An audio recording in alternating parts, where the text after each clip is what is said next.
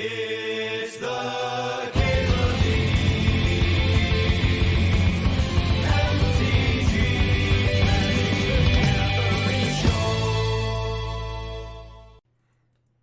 I'm going to start off with a little Nadu here.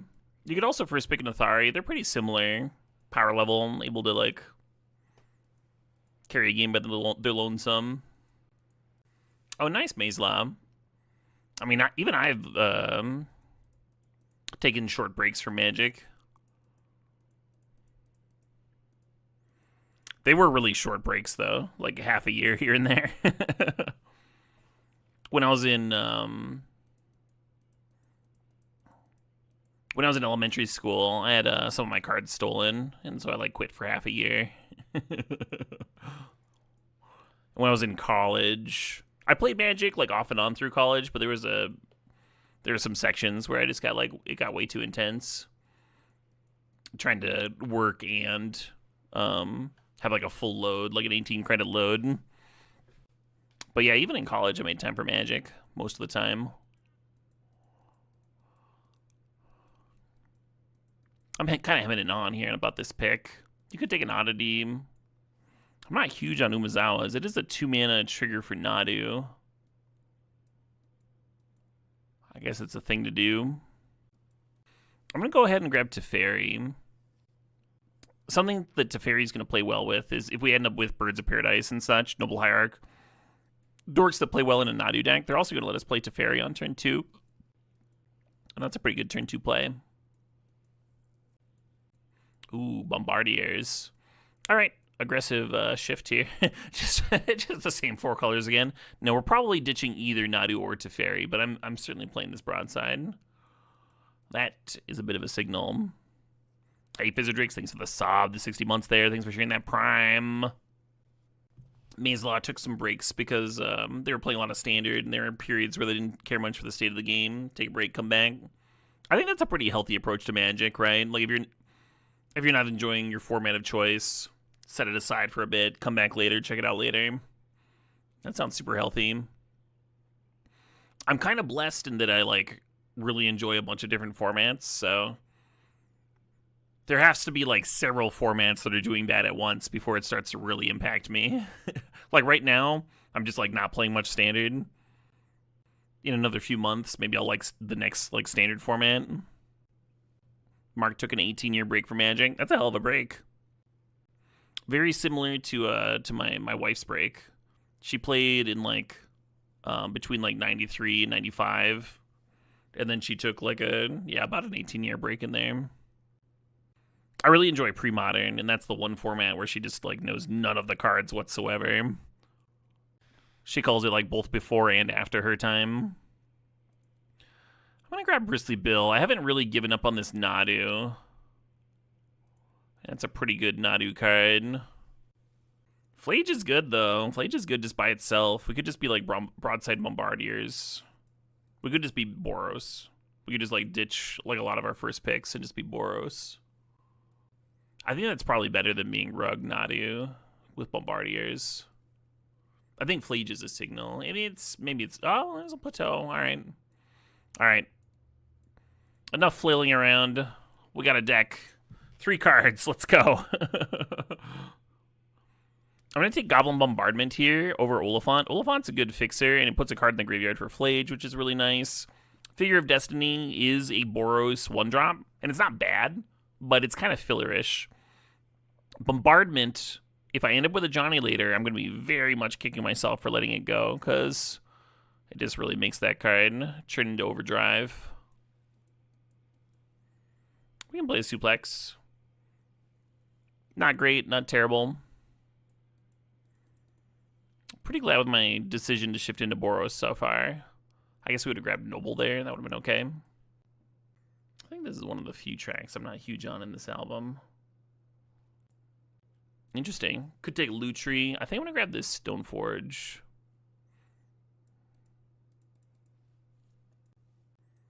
A lot of 2-drops here. No 1s yet. Thinking about LW. Thinking about Murder of the Universe.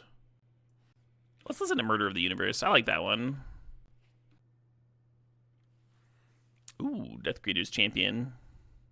Yeah, red looking more open than white, but that's all right. You missed States. States was pretty fun. You lost to Tom Ross a couple times. I lost to Tom Ross at least once in the first SEG Invitational. I also beat him at least once in the first Legacy GP I ever played in. On my way to a top 8 with Blue-Green Madness.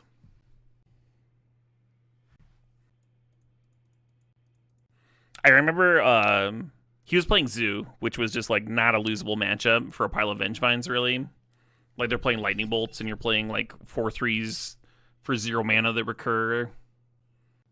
Wild Nacatl versus Vengevine, right? There's a spot in the match where like he was repping a Lightning Bolt. And I had 2 lines and one was slightly better against Lightning Bolt. And I just looked him in the face.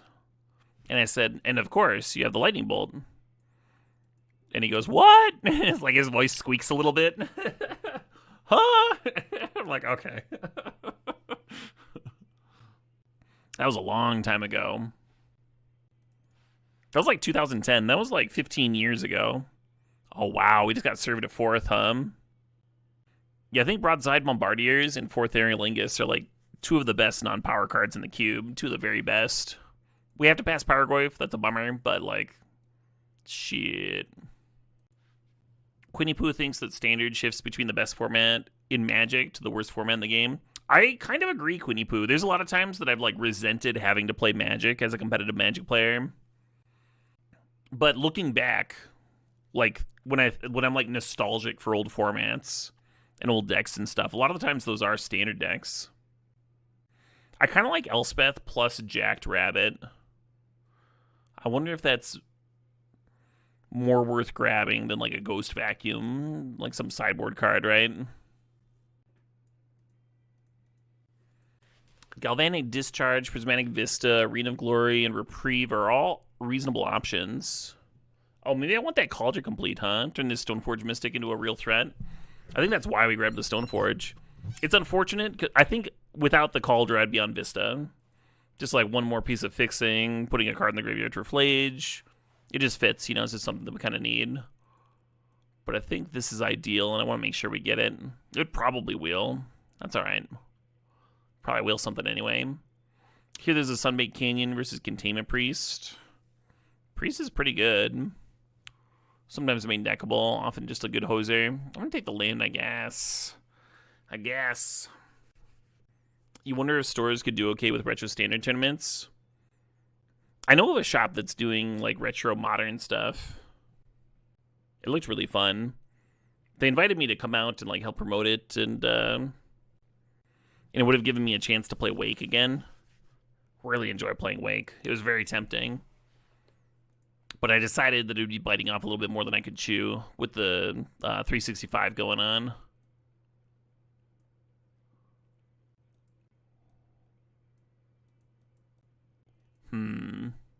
Suppose.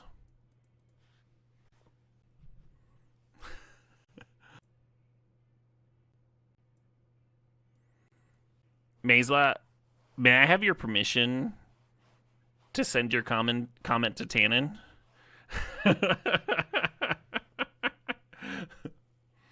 We're friends from the SEG Tour days. We actually made the finals of a team SEG event. I was in the modern seat with Bant Spirits, and he played Grixis Delver in Legacy. Wow, that's a late Ocelot Pride. We needed 1-drops too, right? We needed 1-drops very badly. I think Staff looks good here. Used to wax that guy in F&Ms all the time. Amazing. I think you'll get a kick out of it. We were reminiscing about old formats and stuff on my stream, and you caught a dagger from one of my viewers. Incredible. Well, not much for me to do with here. Ooh, yeah, I was kind of figuring we might wheel something good here. I'm going to grab the Arena just because it's so good with Flage, Priest for the sideboard. Perfect. He's a nice guy. He is a nice guy, for sure. The last regional championship that I went to, not a qualifier, but like one of the actual championship things. The last one that I went to, he was on coverage, and we got to chat for a bit, and that was good. Catch up a little. That was some years back. I think we play the Umazawas. If we're playing the Stoneforge Mystic for the Cauldron Complete, I think Umazawas is a fine plan B if you've already drawn the Cauldron. Ooh, swords. Nice. Not as good as like a Mox or a Guide would be to pair with our Pride or a Johnny, but it is like the best standalone pack one, pick one white card. And we needed that, so I'm not complaining. Voice of Victory is good with Bombardment. Kind of need the Vantage. Pyrokinesis is good in some matchups. I think I'm going to take the Vantage. Just make sure I get it. Just make sure I get that fixing. And then, like, if either the Voice of Victory or the Witch Enchanter wheel, I'll be happy with either of them. We have a lot of 2s already, right? This is the thing about the Voice. It's the best card here by a lot, but we do already have a lot of 2s. Chrome Mox would help this curve a bit. That's one that you can see a little late sometimes, because not every deck supports it. I'm going to draft the Giver of Runes. It's at least like something to do on turn 1, huh? That's what we need. We need a little more action on turn 1.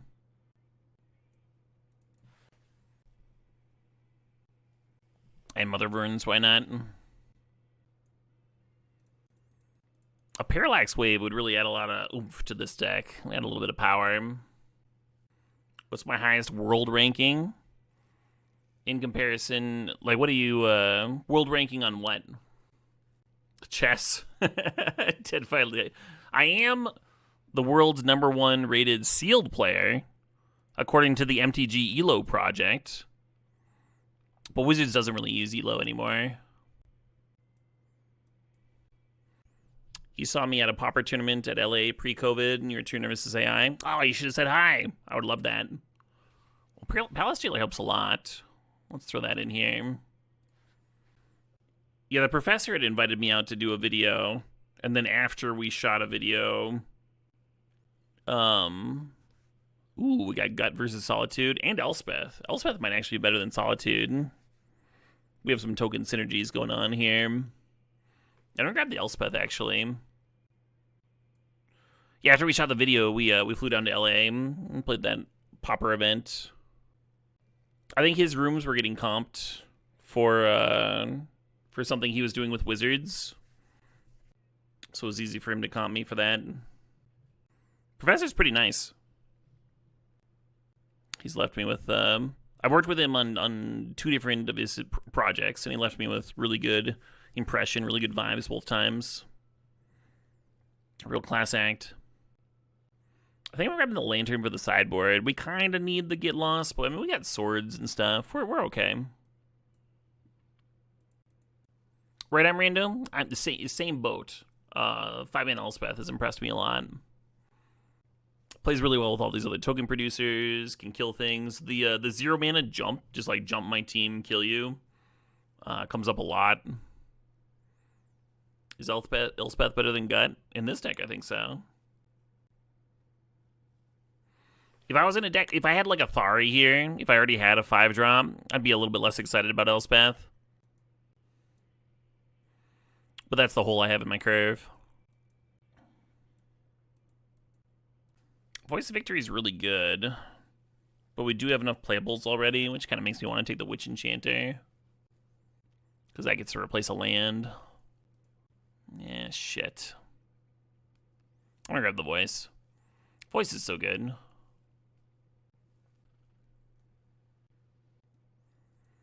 Is Carmen's Proliferate Cube pretty cool? Yeah, that's a cool one. I have a lot of respect for Carmen as a cube creator and developer. She also did the M10 Anniversary Cube that was on Magic Online. And I think I remember that cube very fondly. It was a lot of fun. Correct me, Islam. That was a long time ago, Big Man Louie. We were talking about, I mean, Vengevine and Legacy was actual 15 years ago. Quite a long time.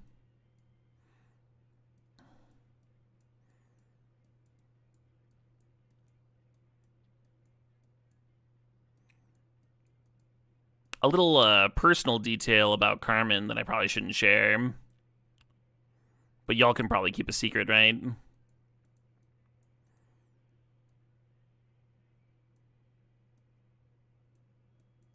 She's extremely fucking funny. Like if you follow her on social media, you're like, okay, this person is very funny, but you don't know if it's just like an online thing. Because some people are funnier online and then you meet them in person and they're a little bit shy and stuff. She's just very funny. She's just one of the funniest people I've ever met.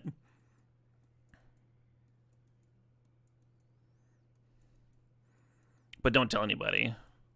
That's private. That's personal information. For the uninitiated, what's the story behind the framed card poster behind me? Oh, let me give you a look-see. Yeah. Oh,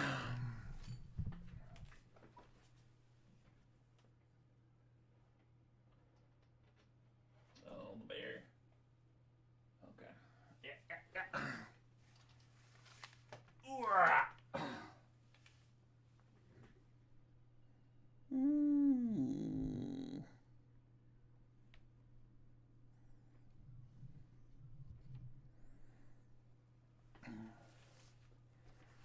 So this is the original art for Springbloom Druid. Oops. Which is a 3-mana 1/1. You can see the card right here. When it enters, you can sack a land. If you do, search your library for 2 basic lands. The artist is Randy Gallegos. And he did this art. He did this original art. Let me get all big again. It's based on... his friend was telling him about... His friend went through... was living in an area with some serious forest fires. And it had a big impact on him. And led him to create this particular piece of original art. Here, let me get you a view without like glare and stuff.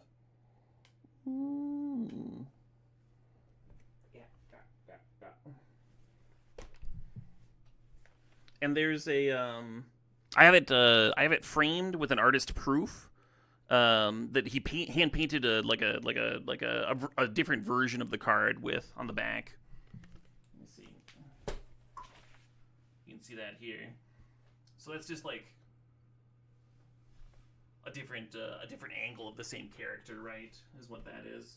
And then this is just the card, so you can see the what the card looks like in frame there. Yeah. All right. Let's get this puppy back on the wall. Anyway, that's Randy Gallegos. He's a phenomenal magic artist, and he's still doing magic art. He's contributed a shitload to the game. And this is one of my prized possessions. You can see it's a huge painting, right? One of the cool things about owning original art is being able to see like the textures of the brush strokes and stuff. And I don't know if you can tell looking through my screen, but like the colors pop when magic art gets like transferred into a card, into a tiny little card like this. For whatever reason, it tends to like dull the colors a bit, and they're a lot more vibrant in person. Anyway, one of my more prized possessions, so I don't mind showing it off occasionally, getting the up close and personal look. We just got a raid from the Elk. Hey, sup 33 Elk, thanks for the raid. Hope you had a dope stream. What was Elk jamming? You just saw my fish bottle opener for the first time? Yeah, I used to have another piece of magic art on there. And I just like needed a spot to hang my bottle opener. It's not like intended decoration or whatever.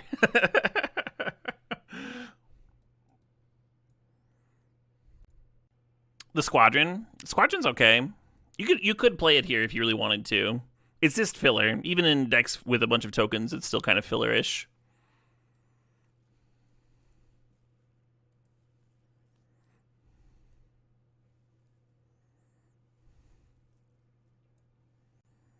$12 white sources, 8 red. Let's do this. Let's do 11-9.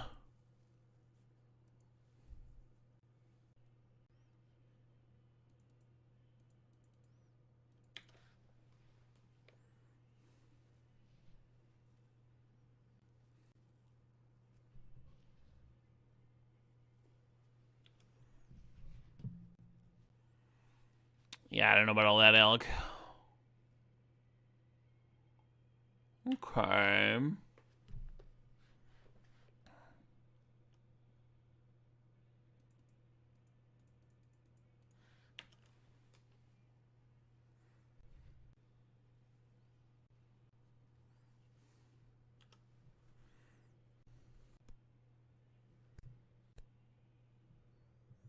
Gross.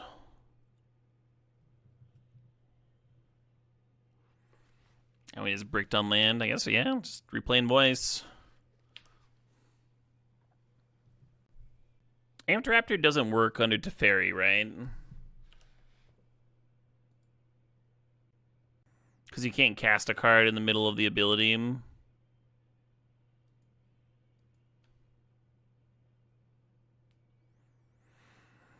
Super gross.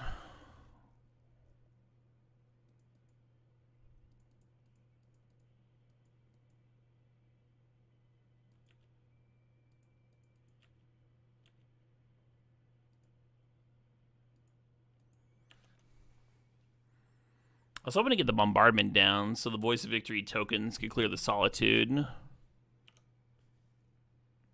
Ace up, strategist. Maybe I just Flage here, huh? No, let's play the bombardment out. They can't play anything now because of the voice.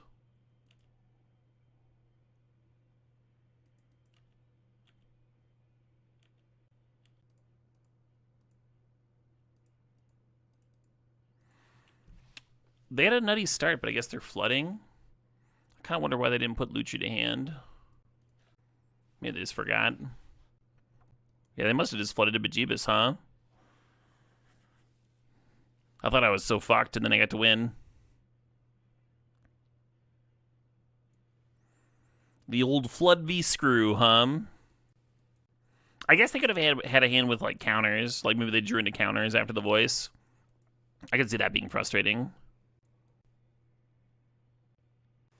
Kind of a mana-heavy hand.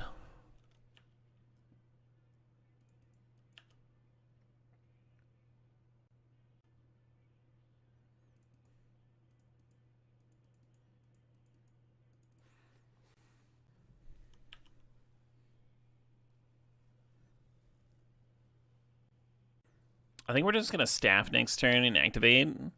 I kind of like activating Arena on 4 to give the Stoneforge Mystic haste, and then just fucking have a hasty 5/5 out of nowhere. Alright, well, I'm probably not staffing into that. But the Flage can clear it. I found a Mana Vault,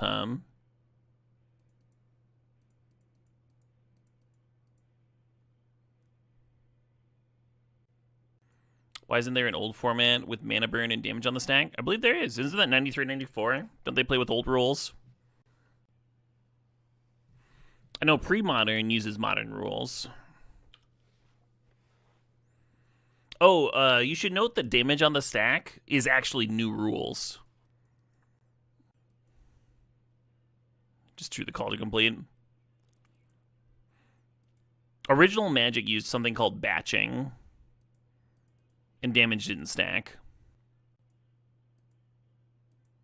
But people that started the game between, like, Revised and 6th edition remember it as, like, the old rules.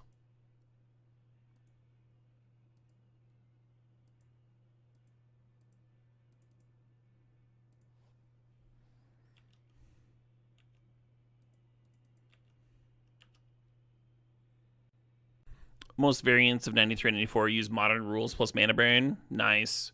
Yeah, batching's not great.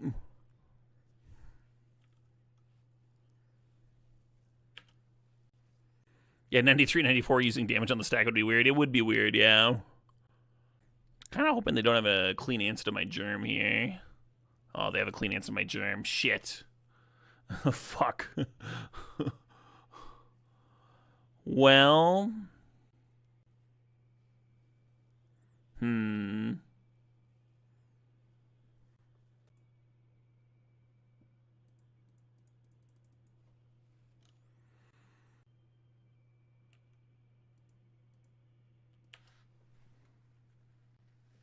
This game is not going as well as last game, that's for sure.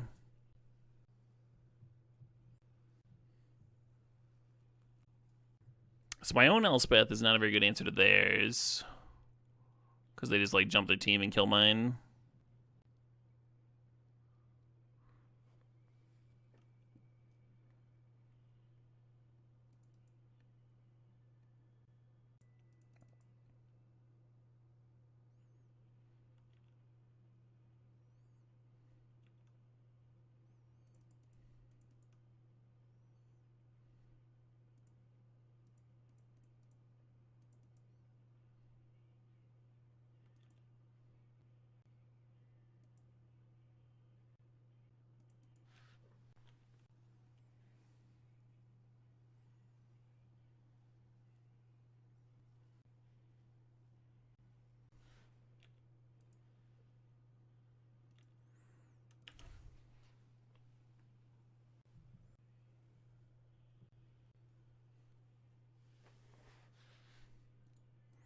All right. All right. Guess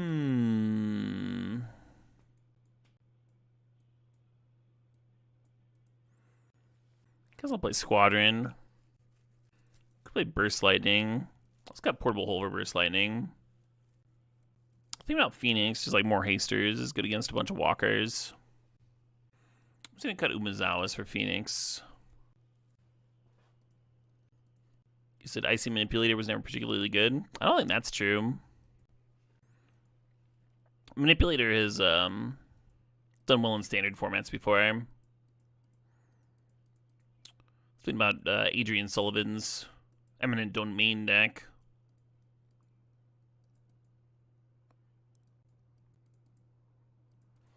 Powerful looking hand, at least.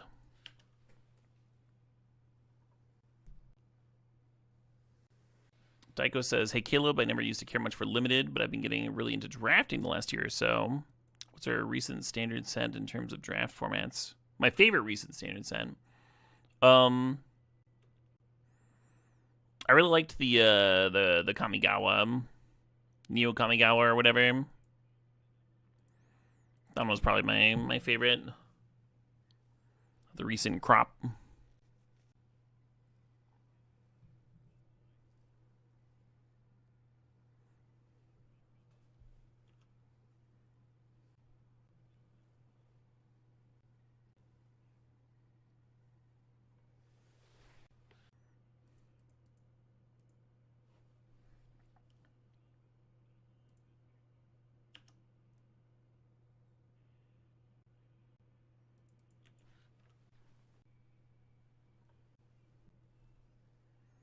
I'm not Togek.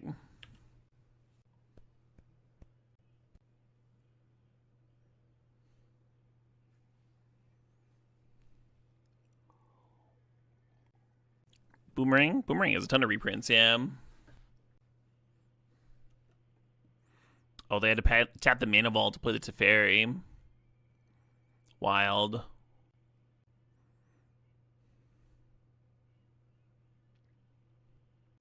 I'm going to use Broadside to clear both their critters. As tempting as it is to just play out Ballast Jailer. There's a pause here. Hope it's not a Solitude pause. That would be a bummer. Oh my god, that's so bad for me. The idea was Broadside clears Teferi, and then you sack the Stoneforge to clear the Tameo, and now they get to untap with both. The Tameo uptick shrinks the Stoneforge, so it's not a great attacker here. Kind of regret not just playing the Palace Jailer, huh? Getting my draw on. A little worried about Tameo ulting. Okay, that's not bad.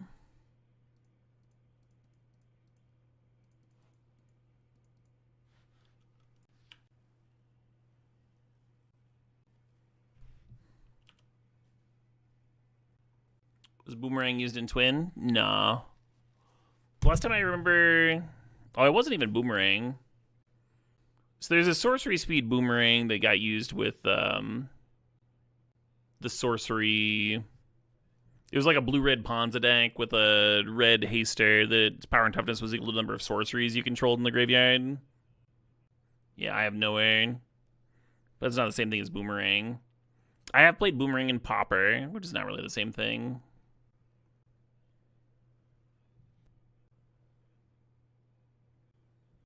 Cycling Miscalc's a pretty bad fucking sign.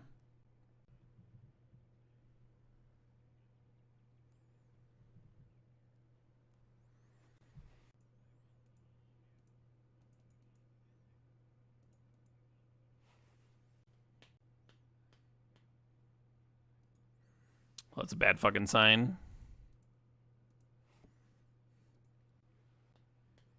Oh, wow. Okay. Well, I thought it was going to be a bad sign.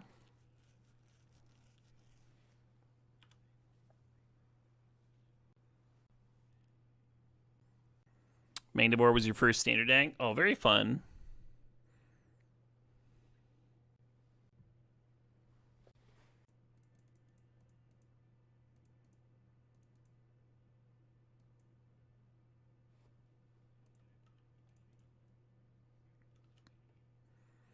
A human machine.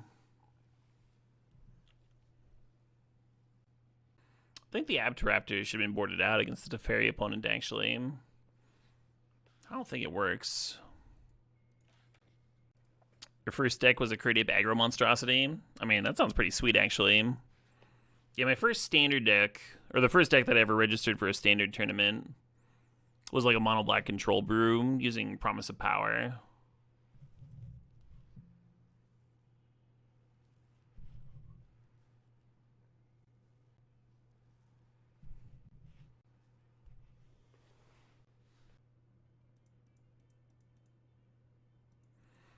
And then I played a bit of Ravager Affinity. And I had like a... And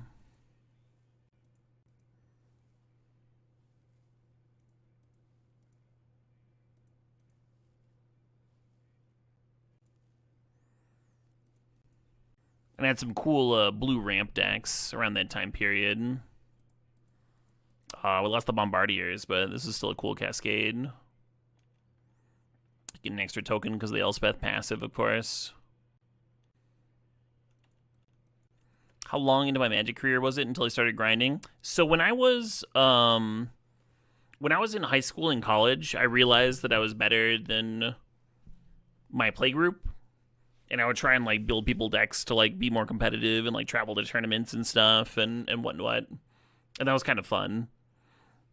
But I had this like thirst for competitive Magic that wasn't like so like fulfilled in the area that I grew up. I grew up in the middle of nowhere, and I knew that I was good because I put just like a ton of time into playing on Magic Online, and I played a lot on like Magic League and stuff, and I'd do pretty well in those online tournaments and get some finishes there. I had some breakout decks, and I knew that I was good, but I didn't know how good, and I really wanted to be someplace where there were tournaments on the regular so I could figure out exactly how good I was. It's possible they should be going face, huh, with them at 11.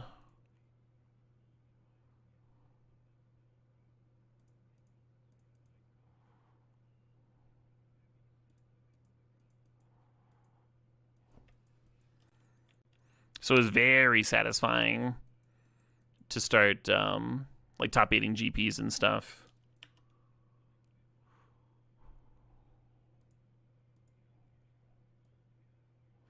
Whereas when I like moved to an area where there was a lot of more of a competitive scene,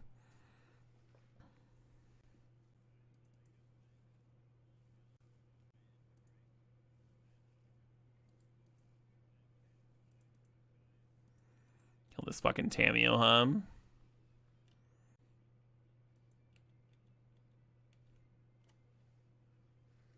Sounds like a Pokemon trainer story. Yeah. Yeah, not far off. So I started grinding Magic. After I graduated college, I moved to Chicago for a few different reasons. For one, I didn't have a driver's license, and there were only a few cities in the U.S. that like really support, like it really have like a good public transit system, and Chicago was one of those.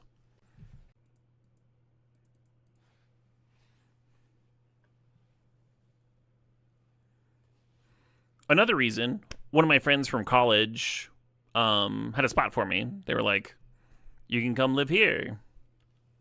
I was like, "Oh shit, I can come live there." Oh wow, this fucking swords. This swords though.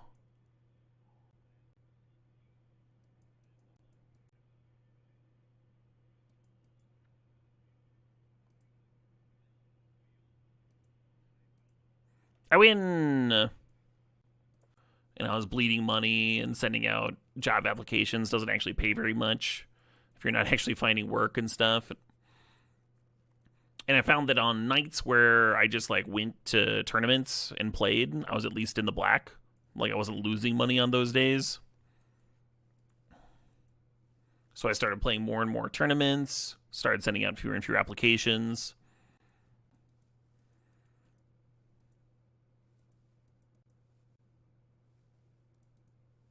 GP Columbus I was in a spot where I was like, okay, well, I'm probably going to have to, I don't know, be homeless or go back home. Something like that pretty soon here. So I guess I'll give this Magic thing like a proper shot. And I spent like 2 weeks like testing and prepping for that tournament. And then it turned out pretty good. Do print magazines still exist in any meaningful fashion? Yeah, J-Dub. I've got some subscriptions. I still love magazines. I get a Wired subscription.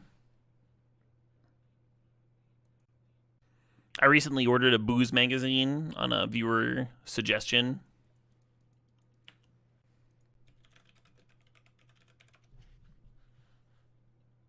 Imbibe, the ultimate drinks magazine. Looked fun.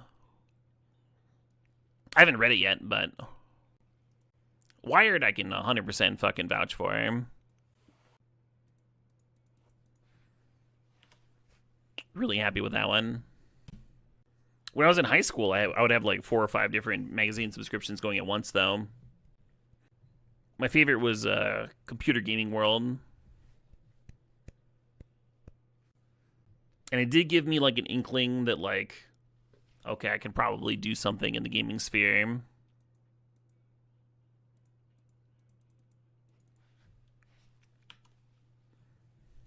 Even though it seemed like an impossible thing.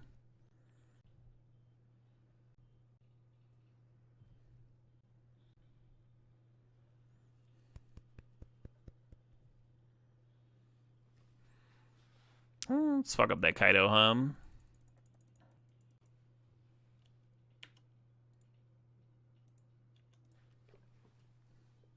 I'm not gonna get the fucking monarchy this way, but it's still like good value, right? I have 6 power. They don't have a planeswalker. Deal.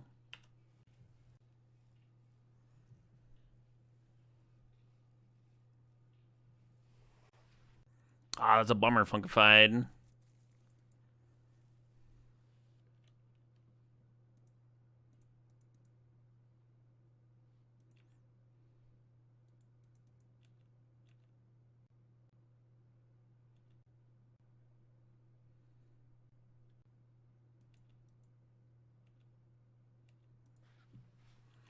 I remember I had a handyman magazine when I was in high school that just had a bunch of like tool reviews and stuff. And I would always submit applications as a child. I was like, you should probably give me these power tools so I can review them for you. Because a lot of the reviews were like user submitted, and you can get free power tools. I meant to crack this. They never sent me any. I never got free power tools in the mail. My parents were very supportive, though. I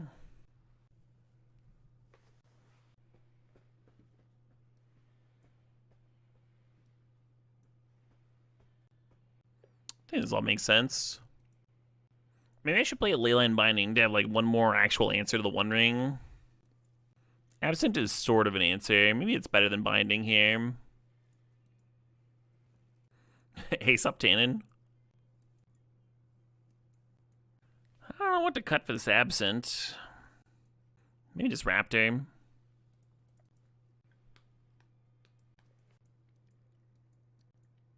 Ooh, a little Lost Lot Pride. Yeah, we were just chatting, just talking about old times and stuff.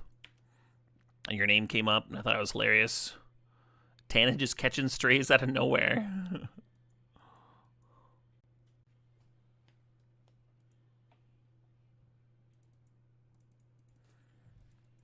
They said a bunch of nice things about you, too. A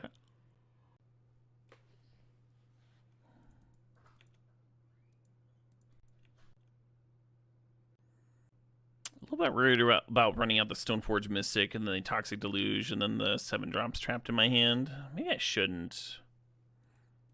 It is more of a clock than the voice. Voice is pretty good. We'll try this.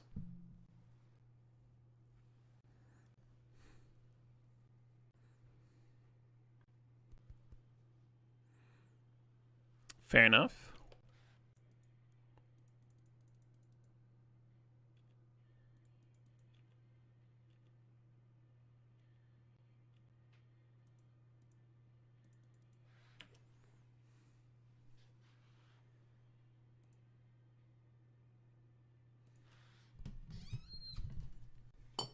Thanks, sweetie. I've been gifted a salad. There's the Toxic. They are going to 5. Kind of regret running on the bronze side now. Oh, well, let's fucking do this.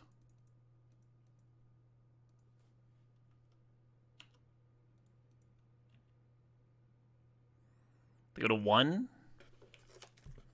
1's not bad. Ooh, buddy.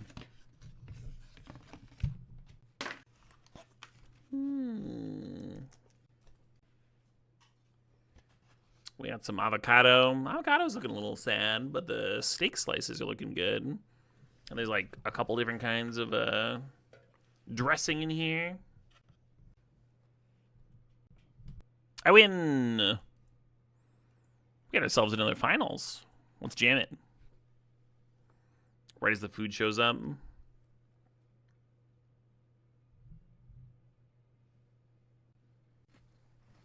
That was a little embarrassing.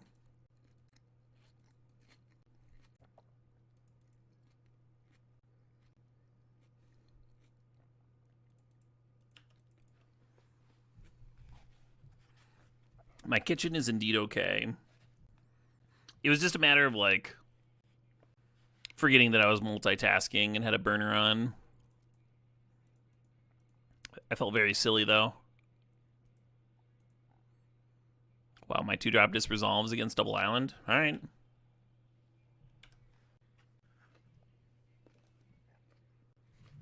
I had this Yatki that they had shipped to me in like a plastic bag. And so I was trying to process it. And I'd left it in the fridge and it had like congealed around the plastic. And so I was like trying to cut it free and like sort it into a way that there wasn't any like plastic or whatever in with all the ghee. The yak ghee, the delicious, delicious yak ghee. And I got so engrossed in that I forgot about the stovetop. Because I had a bunch of like collard greens and turnip greens and stuff from the garden that I had rinsed and were like all ready to go.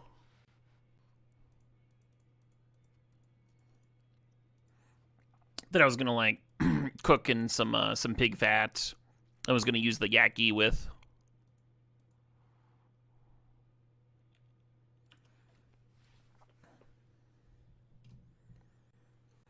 And I was so engrossed in dealing with the ghee that that I didn't realize that the pan was overheating and smoking and stuff until the fire alarm went off. I was so mad at myself. And then dealing with that also had me like overcook the skirt steak that I had going in the oven,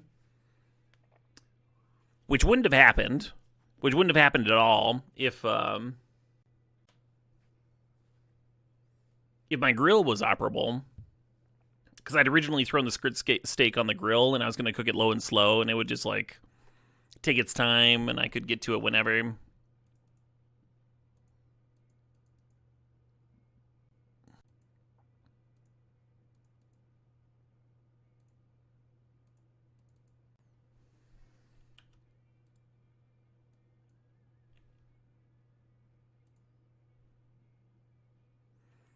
But it was out of gas. So like fired up and then just like petered out like almost immediately. So I had to like oven bake it. And when you're oven baking a skirt steak, you want to use like a higher temperature. So that ended up overcooking. It was a mess. It was a mess, I tell you. But the collard greens turned out really well. I used a bunch of like herbs and stuff from the garden. Gave them a nice flavor profile. They turned out good. Got everything planned out, but one thing just dominoes into another. Exactly, yeah. Yeah, one thing going wrong, like, led to another thing going wrong, into another one. You make, like, one mistake, and then, like, everything's playing catch-up. Sometimes when you're cooking, and things are going right, you're just like, this is easy. I could be a professional chef. I could do this. Man, this tastes delicious. I'm great at this. You feel Boros really slaps this season? It does, yeah. I think that's the best color pairing. Did I ever watch the show The Increasingly Poor Decisions of Todd Margaret? Oh, yeah. I'm a big Dave fan. What's his fucking name? Dave somebody. I'm a big fan, I promise. I don't remember anybody's name. Who am I? David Cross. That's the one. Yeah, I've seen his stand-up live a few times. Really enjoyed him. He's come through Madison couple times. Has a bit of a caustic wit. Do we have a way to cheat into play the Overlord? It cheats itself into play for 4 mana, DJ. It's like a suspend card that spits out 2/2/1 flyers while it's suspending. It's kind of fucked up. Anyway, we have some token synergies, so it's a little bit better here than usual, and it's totally fine usually. A lot of times you play it with blink effects, like Philia or Flicker Wisp. So you play it for 4 mana, and then you blink it and get the full card.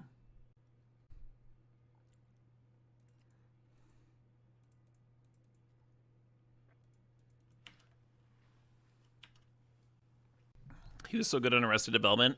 Yeah, he's talked about how, like, on his live shows, on his, like, live comedy tours, he gets some, like, pretty wild...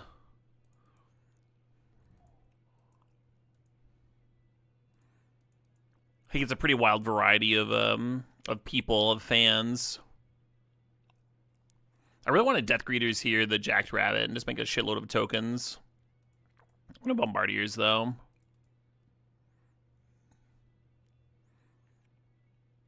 The Witch is a little scary. They could have, like, the discard spell and make infinite 1/1s.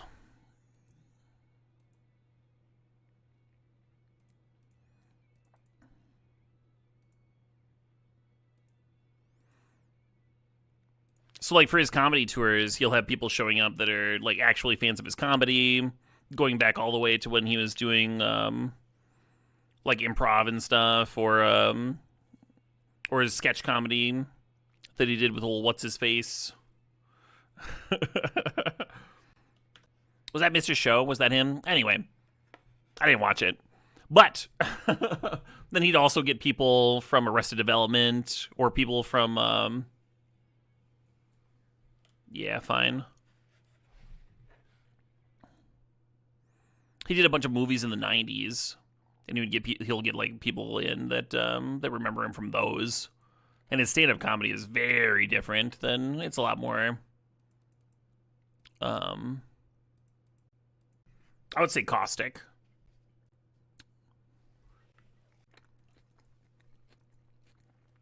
Ever watched Station 11? I think that's the sci-fi one, right? Oh no, I have not seen this one. You said you really liked it? I think I've been hemming and hawing on whether to watch it. Currently, I'm doing a rewatch of The Sopranos. I meant to pump, but that's okay.